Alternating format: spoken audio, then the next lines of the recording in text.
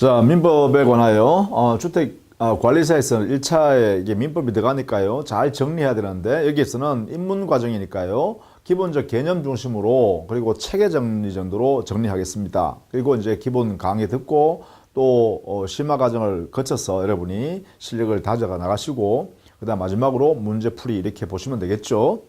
자, 먼저 민법 총칙부터 볼게요. 민법의 규정 안에 보면 민법 총칙이란 것은 민법의 전 분야에 적용될 수 있는 내용들을 모아놓은 그러한 법 규정들을 민법 총칙이라 그래요. 그러니까 민법 총칙 부분은 민법 전반에 적용될 수 있는 내용들이 일반적이다. 이렇게 정리해 주시면 되겠고요. 자, 그러면 민법이란 거면 도대체 뭐냐부터 알아야겠죠. 민법이라는 것은 기본적으로요. 개인과 개인 사이에 권리 의무 관계를 규율하기 위하여 만든 법이다. 이렇게 보시면 돼요. 그래서 이 개인과 개인을 우리는 사인이라고 하죠. 사인 간의 권리 의무 관계를 규율하는 법이다. 이렇게 정리하시면 되겠죠. 이런 내용의 법을 전부 다 민법이라고 그래요. 그래서 원래 우리 시험 보면은 민법전만 대상으로 하는 것이 아니라 바로 이렇게 실질적 의미 민법, 이걸 우리는 실질적 의미의 민법이다 이렇게 표현합니다. 개인 간의 권리 의무 관계되는 모든 법 체계를 우리 민법이다 이렇게 하기 때문에 그렇습니다. 그 중에 가장 중요한 것이 이제 민법전이겠죠. 그래서 민법전을 중심으로 우리가 법 공부를 하면서 그 필요 범위 안에서 또 개인과 개인 사이에 규율되는 다른 법들도 같이 함께 보게 되는 것이죠. 보통 이러한 실질적 의미 민법은 다른 말로 하면 민법이 존재하는 형식이죠. 민법이 존재하는 형식을 말하냐? 민법의 법원이라고 그래요. 존재 형식. 그래서 이거와 같은 것이다. 이렇게 보시면 되겠는데요. 우리 민법의 법원에 관해서는요. 민법 1조에서 규정을 해놨어요. 그게 뭐냐 하면 민사에 관하여 개인과 개인 사이에 발생한 여러 가지 문제에 관하여 이걸 민사에 관하여 법률이 없으면 관습법이 의하고 관습법이 없으면 조리여야 한다. 이렇게 규정해놨다는 거죠. 이게 바로 민법의 법원, 존재 형식, 인식 근거 이것을 말합니다. 그래서 법률에서 찾을 수 있고 법률에 그 민법이 규정이 없으면 관습법에 의하고 관습법이 없으면 조리에 의해야 한다. 이렇게 하고 있죠. 이것은 이제 의미를 우리는 민법의 법원에 관한 공부다 이렇게 하고 이 부분은 여러분 아주 상세하게 좀 공부해 둘 필요가 있습니다. 나중에요. 보통 우리가 법률하면 국회에서 제정한 법을 법률이라고 그래요. 그렇게 해석하는 법률 개념을 형식적 의미의 법률이라고 하는데 여기서 말하는 법률이라는 것은 여기는 성문법 전체를 말하는 것이다. 이렇게 보셔야 돼요. 이렇게요. 성문법 전체의 의미로서 법률이라고 한다는 것이고 따라서 우리 민법 1조는요. 바로 이 성문법을 대원칙으로 삼는다라는 것을 선언한 것이죠. 그래서 우리 민법은 원칙적으로 성문법주의를 원칙으로 삼았다 이렇게 표현하고 여기에 있는 관습법이나 조리는 명문 규정으로 법을 만드는 게 아니에요. 법 규정은 없어요. 그래서 판례나 이런 걸 통해서 우리가 이런 관습법이 있구나 걸 알 수 있게 되는데 이러한 것은 문장으로 되어 있지 않기 때문에 불문법이라 그래요. 그래서 불문법은 성문법이 없을 때 보충적으로 적용하니까 보충적 효력이 있다 이렇게 표현하죠. 자, 이런 내용들이 이제 민법의 법원에 관한 문제다라는 것이에요. 자, 이러한 민법은 그러면 어떤 원리에서 만드느냐? 민법에 기본 원리가 있다, 그죠? 원리는 뭐냐면 물권에 관한 것은 그 물권이 소유권이 가장 기본이니까 이 소유권을 절대적으로 보장해 주자. 절대 보장. 이게 이제 원칙입니다. 이게 우리 민법이라는 것이 언제 만들어졌나 하면 19세기에요. 근대에 만들어진 민법인데 이때 근대 민법에는 이러한 원리에서 만들었다는 거예요. 근대 민법의 기본 원리는 소유권이나 물건을 지배하는 원리를 절대적으로 보장해 주자. 그래서 개인의 능력을 최대한 발휘해서 자기 물건이라고 취득하게 되면 그것은 우리 민법이란 제도 안에서 철저하게 보호해준다라는 것이죠. 이걸 통해서 우리는 사유재산 제도가 인정되게 되죠. 사유재산이 보장되는 거죠. 이렇게. 그 다음에 이러한 재산을 그러면 서로 간에 거래를 해야 될 거 아닙니까? 상대방이 가지고 있는 물건이 나한테 필요하고 내가 가지고 있는 물건이 상대방이 필요하다 하면 서로 거래를 해야 돼요. 이게 거래할 때는 어떻게 해요? 자기들끼리 알아서 자유롭게 하라. 이걸 우리는 계약 자유 원칙이라고 하죠. 이 계약 자유가 보장됩니다. 이것을 통해서 개인이 알아서 자기 영역을 만들어 나간다. 그래서 사적 자치라고 하죠. 이 사적 자치가 보호된다. 이런 내용이 되겠죠. 그래서 계약을 통해서 거래를 하게 되고 그 거래는 자유롭게 할 수 있다. 그 다음에요. 나의 행위로부터 타인이 손해를 입었을 때만 책임지는 것이지 나와 관계없이 손해가 발생한 것은 나는 책임지지 않는다.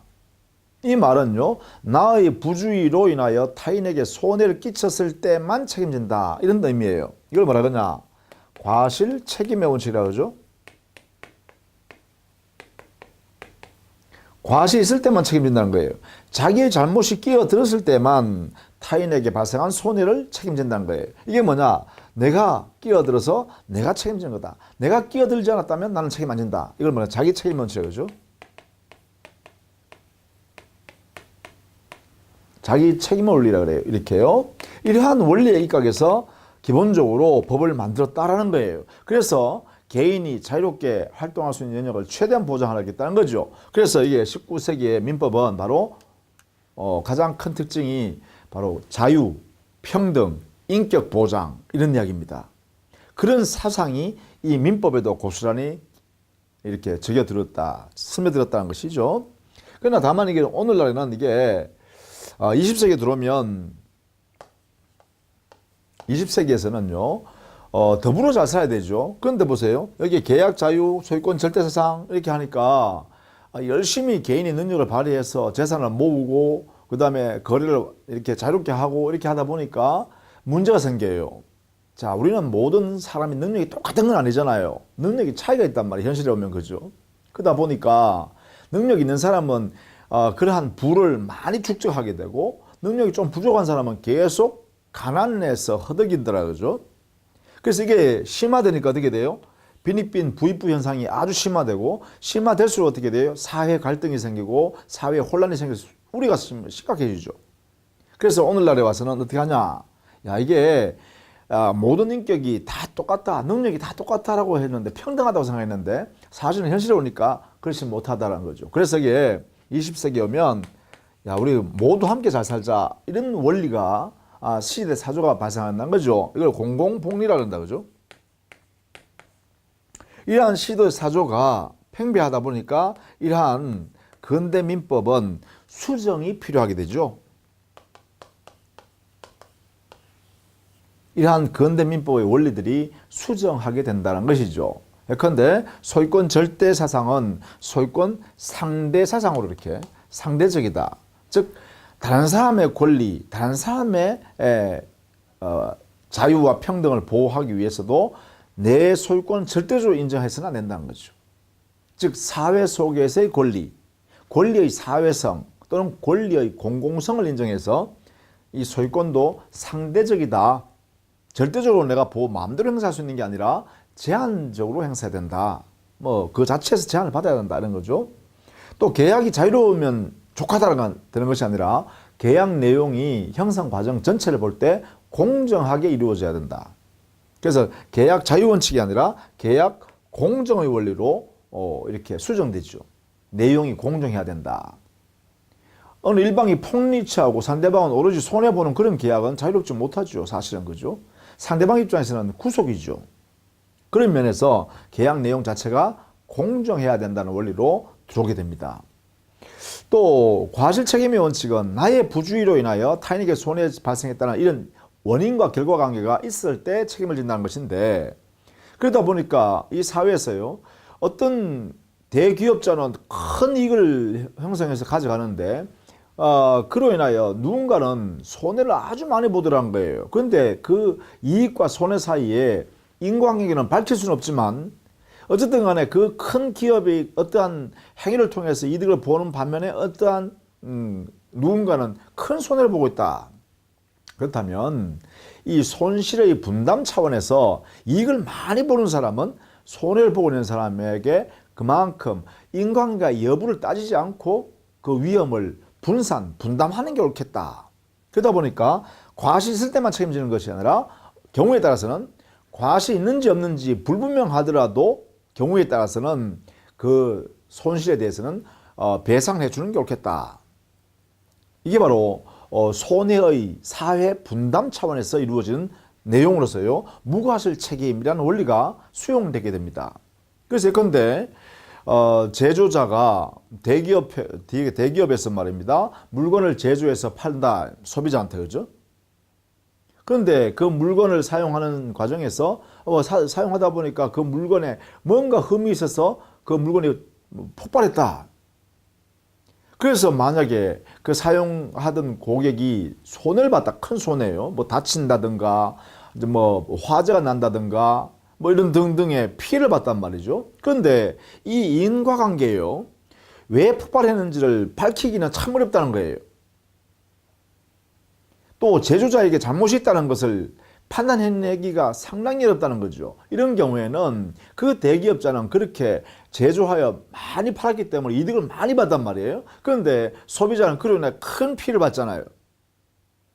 그렇다면 이게 반드시 인과관계, 야 대기업자 너가 물건을 제조하는 과정에 과실이 있었기 때문에 이러한 손해가 나한테 생겼으니까 손해배상해라. 이걸 밝힐 수는 없지만 증명해낼 수는 없지만 그러나 너가 그만큼 이득을 봤다면 이 피해 난 데 대해서는 책임을 일말 지는 게 옳겠다는 거죠. 이게 뭐예요? 바로 과실 있는지 여부를 따지지 말고 큰 이익을 본 너는 손해배상을 해야 되겠다. 이런 원리가 뭐예요? 바로 무과실 책임의 원리를 수용했다는 것입니다. 그러나 이게 전반적으로 인정하지는 않아요.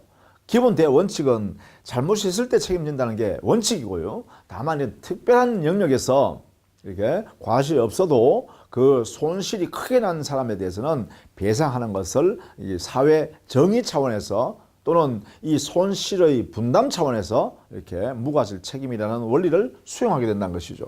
이런 것들이 이제 오늘날의 민법의 체계다 그죠. 그래서 우리 민법도 1958년도 제정해서 60년부터 이제 시행하게 됐으니까 우리 민법도 여기에 포함되는 거죠.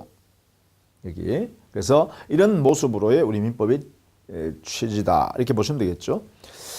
자, 이러한 민법은요 시행되는 그때부터 시간적으로 보면 시행되는 1960년 1월 1일부터 우리 민법이 시행돼요. 그래서 그 이후부터 발생하는 민사에 관하여 우리 민법이 적용되겠죠. 그때부터 효력이 발생한다는 거죠. 이걸 시적 효력이라고요. 장소는 대한민국 영역 안에서는 대한민국 민법이 적용돼야겠죠. 당연히 그죠. 이걸 장소적 범위라 그러죠. 또 사람에 대해서는요. 대한민국 국민이라면 당연히 대한민국 민법에 적용을 받아야겠죠. 그 사람이 어디에 있든 간에 대한민국 안에 있든 아니면 외국에 있든 어쨌든 간에 대한민국 사람이면 대한민국의 법을 받아야겠죠. 적용을 받아야겠죠. 이러한 원리가 뭐 민법의 적용 범위로서의 효력이다 이렇게 표현하겠죠. 시간적 효력, 장소적 효력, 그 다음에 사람에 대한 효력. 이런 내용이 이제 민법의 효력이다 이렇게 표현하겠죠. 자, 이렇게 해서 우리 민법을 적용되면 기본적으로 뭐였어요? 권리 의무 관계를 규율하는 거라고 했잖아요. 그러면 도대체 이 권리는 어떤 것이냐? 권리가 뭐냐라는 거예요. 권리가 뭐냐? 그래, 권리란 것은 기본적으로요. 권리의 본질에 관한 논의가 굉장히 많았습니다. 연역적으로 보더라도 역사적으로 보더라도 옛날부터 계속 도대체 권리가 뭐야? 이렇게 많이 이야기해 왔죠. 그런데 이제 오늘날 일반적으로 받아들이는 것은 권리란 것은 법에서 인정하게 되는 힘이다. 그 힘을 통해서 이익을 인정받을 수 있다. 그래서 법에 의해 보호되는 이익을 취득할 수 있는 힘, 이것을 권리라고 한다. 그래서 이걸 우리는 법상의 힘이다 이렇게 짧게 설명해요. 그래서 이걸 보통 권리 학설 이름을 이렇게 표현하네요. 권리 법력설 이게 이제 최초 주장한 학자는 에네케루스라는 학자가 있는데 그분이 이제 이렇게 주장을 해서 이론 구성한 거지요. 이게 일반적으로 오늘날에 보호되는, 인정되는 그러한 개념으로 보시면 돼요. 이러한 권리는요, 여러 가지 종류로 나눌 수 있죠. 기준에 따라서 종류를 나눌 수 있어요. 예컨대 이 권리의 내용에 따른 분류하고 내용에 따라서 또 권리가 작용하는 모습에 따라, 즉 내용에 있는 효력의 작용에 따른 그러한 분류 기준이 있어요. 예컨대 권리의 내용이 재산에 관한 권리면 재산권 이렇게 표현하겠죠. 또 만약에 그것이 인격에 관한 권리면 인격권 이렇게 표현하겠죠. 또 그것이 만약에 사단법인의 구성원으로서의 사원으로 지위에서 나온다 그러면 사원권 이렇게 하겠죠. 이런 등등의 표현을 할 수 있겠다, 그죠? 예컨대 또 신분요. 가족 지위에서 발생하는 신분에서 나오는 권리라면 이건 신분권 또는 과족권 이렇게 하겠죠. 그래서 이런 권리의 내용에 따른 분류를 할 때 권리 종류 이렇게 불러요. 이에 반해서 작용에 의한 분류는 그 권리가 어떻게 작용하느냐에 따라서 여러 가지 현상으로 또 이름을 붙이죠. 예컨대 대상을 지배하는 작용을 한다라면 지배권 이렇게 하겠죠. 예컨대 물권 같은 게 대표적인 거죠. 또 누구 사람한테 청구하는 권리면 청구권 그러겠죠. 청구 작용을 하면.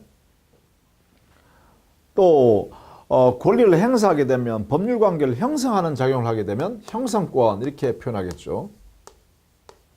또 상대방의 청구에 대해서 거부해버릴 수 있는, 대항할 수 있는 권리로 작용하면 항변권이라고 이렇게 표현하죠. 자, 이런 내용의 형태가 있다는 것이죠. 그래서 여기에 각각의 내용에 어떤 것들이 있는지를 구체적으로 또 알아두시는 게 좋습니다. 이건 앞으로 이제 우리가 공부해야 될 내용이죠. 예컨대 재산권 같으면 물권이나 채권, 또 물체재산권인 산업재산권 있죠. 특허권 같은 거. 자, 인격권, 생명권, 자유권, 명예권 이런 거 있죠. 사원권. 그래, 이거는 사단법인의 구성원으로서의 지위요.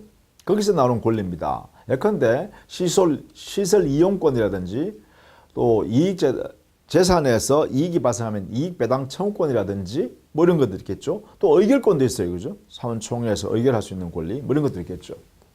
또 신분권, 예컨대 친족권이나 상속권 같은 게 있습니다. 그러한 신분, 친족이라는 신분 때문에 나오는 것이고 또 상속인이라는 신분 때문에 상속권이라는 게 있을 수 있죠.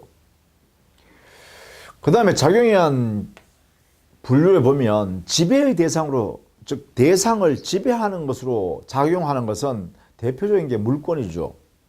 물권이나 인격권 같은 경우는 여기에 지배권의 대상이 되겠죠. 지배권에 들어가겠죠. 물권. 그 다음에 청구권은요. 누군가 사람한테 이렇게 해달라고 요구하는 권리거든요. 그걸 청구권이라고 그래요. 그 청구권은 가장 대표적인 게 채권이죠. 채권. 채권은 채무자한테 야, 채무자 이렇게 해줘 라고 하는 권리입니다. 그 외에도 채권에서만 청구권이 나오는 게 아니라 물권에서도 나오기도 해요. 소유권자의 소유물을 누군가 침해하고 있으면, 타인이 침해하고 있으면 이 소유권에 의해서 침해하지 마세요 이렇게 할 수 있겠죠. 상속권에서도 나옵니다. 상속인의 지위에서 신분권이죠. 신분권에서도 청구권이 나올 수 있어요. 상속인이기 때문에 상속받을 수 있는 권리가 있는데 그 상속받을 권리를 누군가 침해해서 상속 대상 재산을 가져갔다. 그러면 상속 회복을 해야겠죠. 상속 회복 청구권이라는 것도 발생한다. 그죠? 자, 그다음 형성권. 이것은 권리 작용이 법률 관계를 형성한다는 거예요. 예컨대 취소권 행사한다. 그러면 유효한 권리 의무 관계가 처음부터 무효인 권리 의무 관계로 바뀌어요. 즉 권리 의무가 사라져버리는 관계로 바뀌어요. 그게 형성권이죠. 또 환매권을 한다 그러면 환매권을 행사하면 다시 상대방한테 넘어갔던 소유권을 다시 가져올 수 있는 권리 관계로 바뀌어요. 형성된다는 거죠. 또 매매 예약 완결권을 행사해버리면 매매 계약이 완성이 돼버려요. 이렇게요. 어떠한 권리를 일방적으로 행사하니까 법률 관계가 형성되는 것, 이것을 우리는 형성권 이렇게 표현합니다. 그런 것들을 우리가 공부하게 되는데 이런 것도 있습니다. 법 규정에서는 청구권이라고 규정이 되어 있으나 그 청구권의 내용을 살펴보니까 형성권의 성질을 갖고 있는 그러한 청구권도 있어요. 예를 들면 지상권자의 지상물 매수 청구권이라든지 전세권자의 전세권에 의한 부속물 매수 청구권이라든지 또 전세권 설정자가 전세권 소멸 청구한다든지 채무자가 유치권 소멸을 청구한다든지 이런 청구권은 이름은 청구한다라고 하지만 그 실질은 청구하는 순간에 법률 관계가 소멸되는 관계가 만들어진다, 형성된다 또는 매매계약이 형성된다 이런 면에서요 형성권의 성질이에요.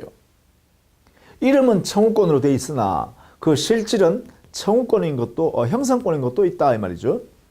그런 것들. 또 항변권의 경우에는 상대방의 청구에 대해서 거절하는 권리인데요. 이 거절하는 것을 항변이라 그래요.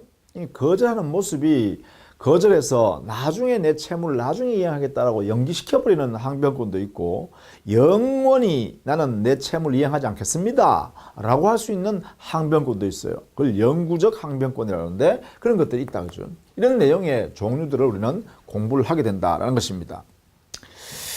자, 이러한 권리가요 만약에 서로 충돌하면 어떻게 할 거냐. 이것은요 갑의 권리와 을의 권리가 서로 다툰다. 자기 권리 실현을 위해서 다툰다라는 거예요. 이걸 권리의 충돌이라고 해요.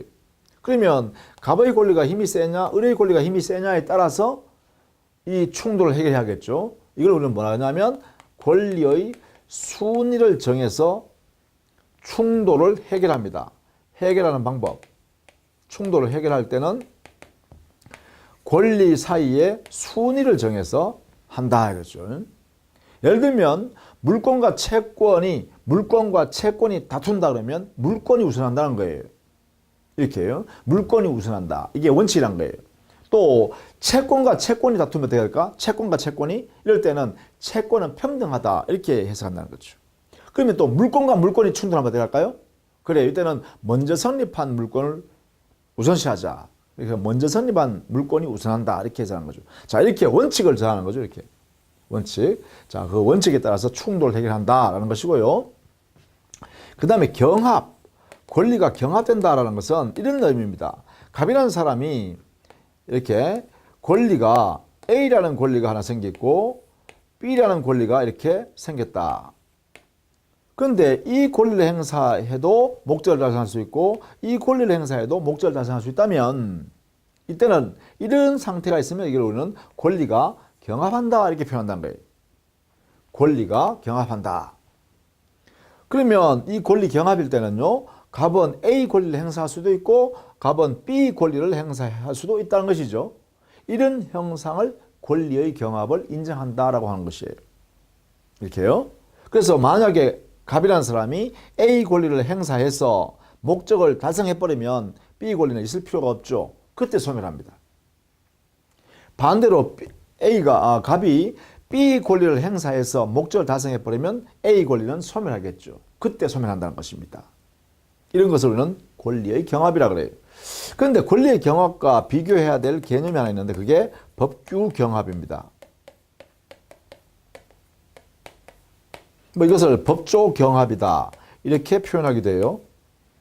이것은 뭐냐면 어떤 민사에 관하여 이 사실 법적 문제가 발생된 사실이 하나 생겼습니다. 이렇게 이 사실이 하나 발생했는데 여기에 법규가 A라는 법규가 적용될 수도 있고 또 법규가요 B라는 법규가 적용될 수 있는 사안이네요.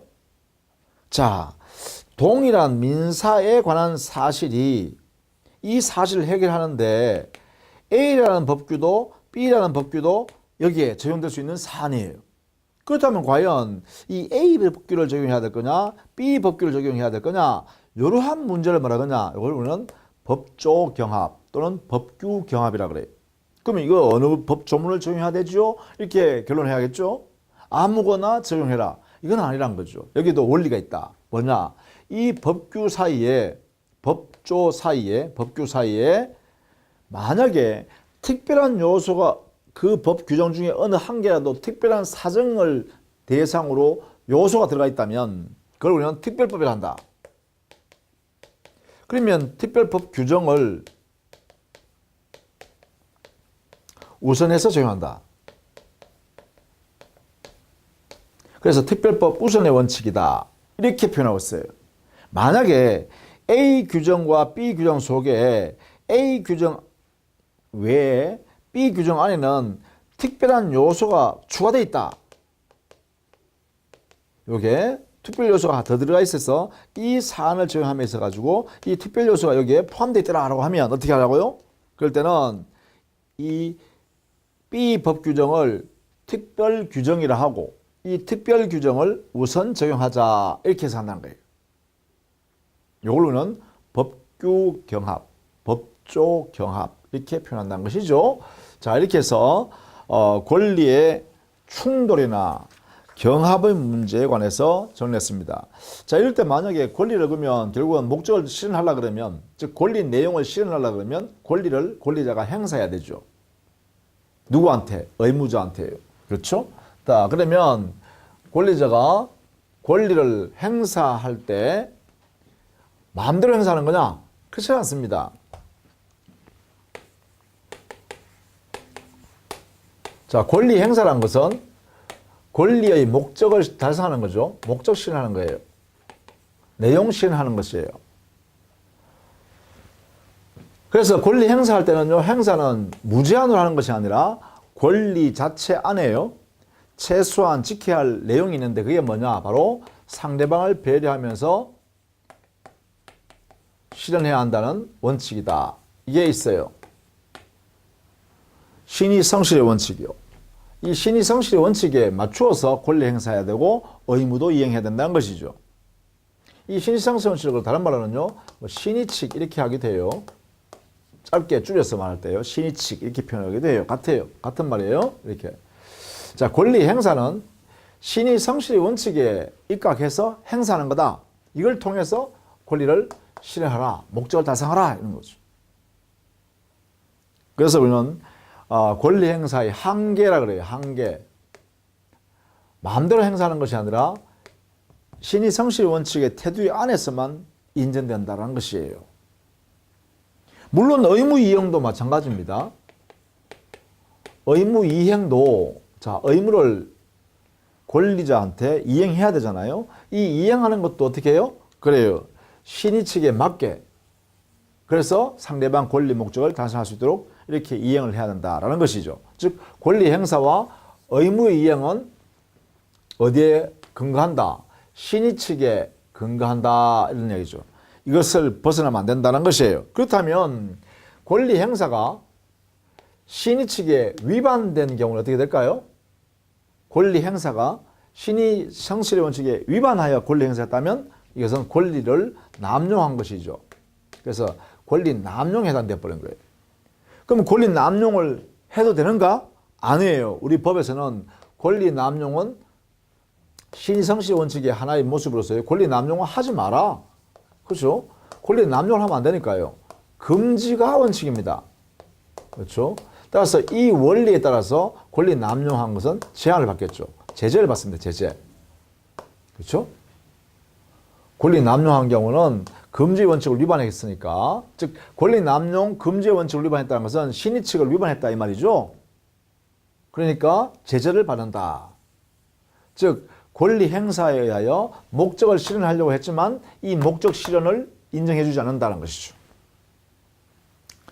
그 다음에 만약에요, 이럴 수도 있잖아요.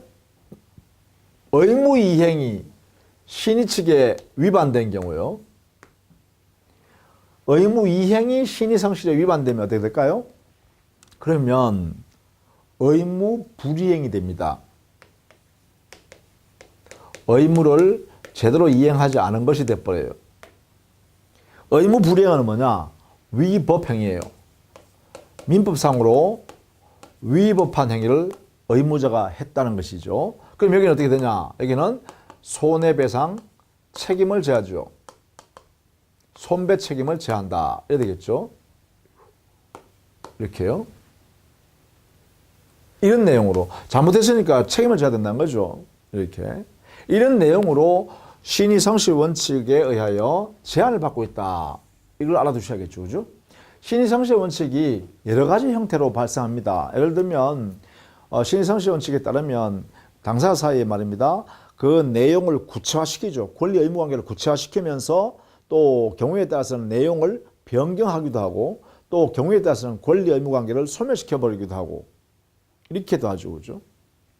그래서 또 권리 남용하는 것도 제한하죠. 권리 행사 자체를 신의 측에 위반되면 안 된다라고 해가지고 만약에 권리를 지나치게 행사하면 남용이다 이렇게 해서 제한하고 있죠. 이런 내용으로 권리 행사와 의무 이행은 신의 성실에 맞게 해야 한다라는 대원칙을 우리 민법이 선언하고 있어요. 그래서 나중에요 우리가 실 강의 본 강의에 들어가면 신의 성실 원칙 이 부분을 아주 상세하게 다루게 됩니다. 그 내용이 어떤 것이 있고 그 내용의 개별적 의미는 또 어떤 의미고 이런 것들을 우리가 보게 된다. 그죠? 자, 그 다음에 권리의 주체네요. 권리 주체인데요. 이 권리는 오로지 사람만이 갖습니다. 권리 주체는 곧 사람이죠. 사람. 사람만이 권리 주체가 될 수 있고 이때 권리 주체라는 사람이라는 것은 우리 민법에는 두 가지 형태의 사람을 인정해요. 하나는 여러분과 저처럼 자연인요. 생명을 가지고 있는 자연인. 그 다음 두 번째는요. 우리 민법이 인정하고 있는 법인. 이 두 사람이 민법상 권리 주체라는 사람이다. 이래 되겠죠. 그래서 이 사람은요. 우리 민법이 인정하는 능력을 갖춰야 됩니다. 능력을 갖추어야 거래 행위를 할 수 있다는 거죠. 그래서 권리를 가질 수 있죠. 능력을 갖춰야 한다. 그래서 이 권리에 관한 사람이 권리를 가질 수 있는 능력을 뭐냐? 이 능력이란요. 권리 능력. 권리를 가질 수 있는 자격을 일단 가져야 된다는 거죠. 능력. 그 다음 두 번째는요. 그 사람은 능력을 의사를 판단할 수 있어야죠. 의사를 결정할 수 있어야죠. 사리를 변별할 수 있어야 되죠. 그래서 이것을 의사 결정 능력, 줄여서 의사 능력이라고 합니다. 이것은 권리를 가질 수 있는 능력입니다. 이것은요, 사리 변별할 수 있는 능력입니다.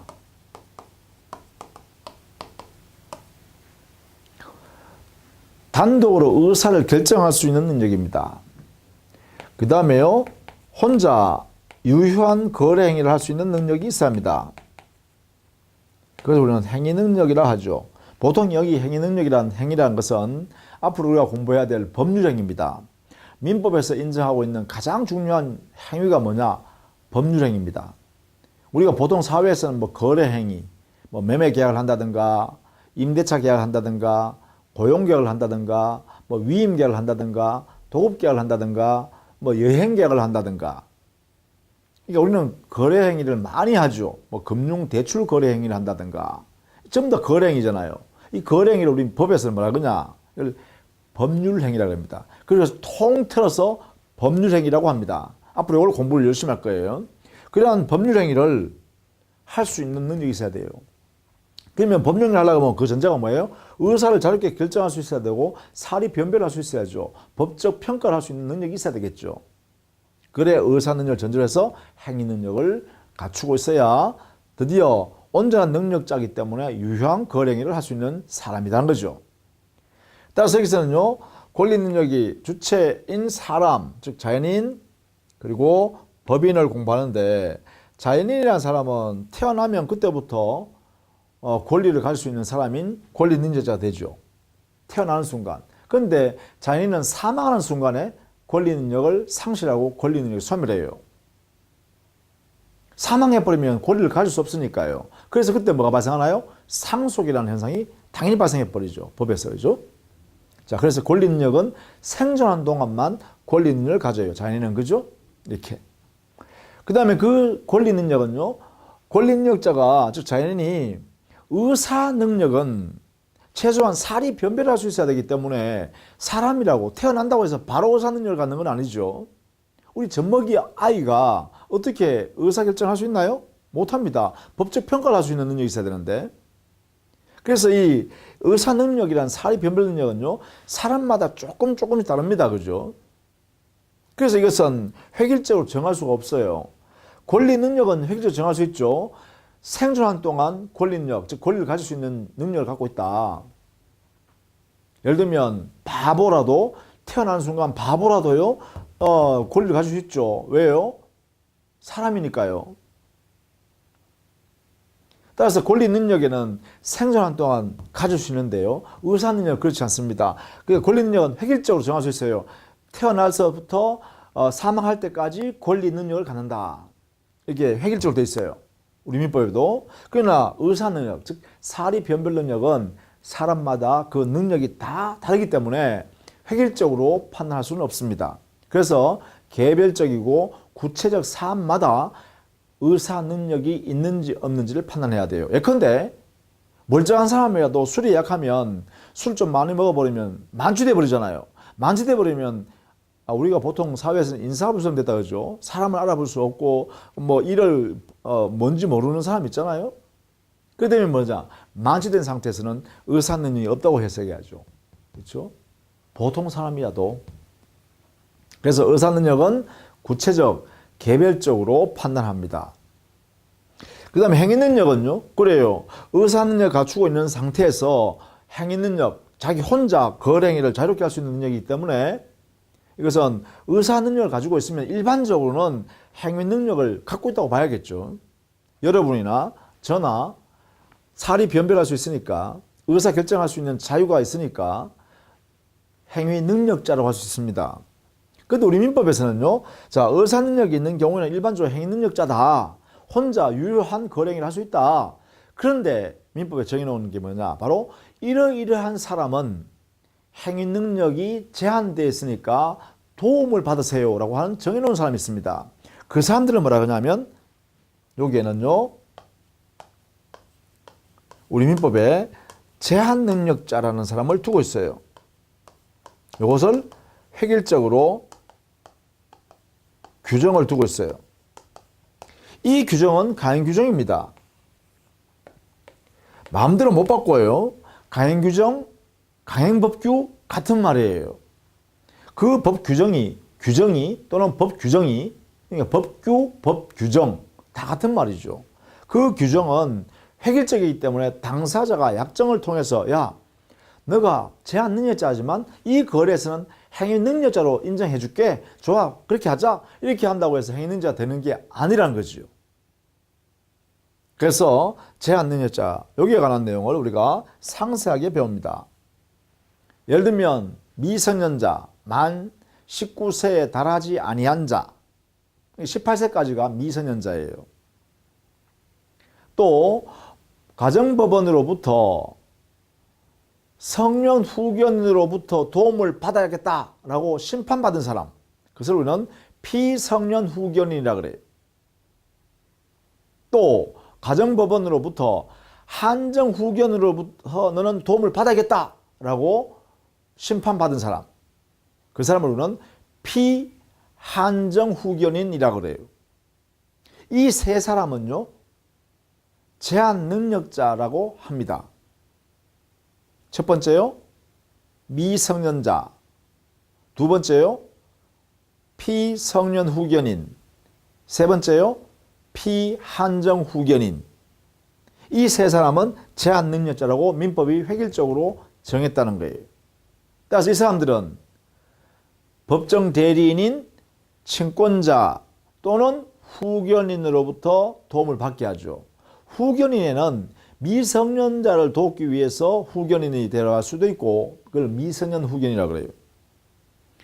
예컨대 친권자가 두 분 다 없을 때, 부모가 모두 없을 때 미성년 후견인을 둡니다. 또 피성년 후견인을 도와주는 성년 후견인, 법정 대리인입니다. 또 피한정 후견인을 도와주는 한정 후견인, 법원으로부터 이 범위 안에서는 당신이 대리권을 행사해 주거나 또는 동의권을 행사하세요 라고 이렇게 인정받은 사람입니다. 한정 후견인, 이 사람도 역시 법정 대리인이 될 수 있습니다. 이 세 사람이 각각 제한 능력자를 도와주는 법정 대리인이에요. 이런 내용으로 우리가 배우게 되죠.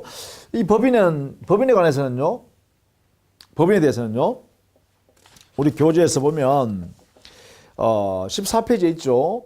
법인에는 우리 민법상으로는 사단법인과 재단법인을 이렇게 설립하는 과정, 그리고 그들의 기관들의 활동, 그리고 이 법인의 목적을 달성했다든가 또는 더 이상 활동할 수 없는 사정이 되어버리면 해산 청산하는 과정, 이런 것들을 우리 민법에 정의해 두었어요.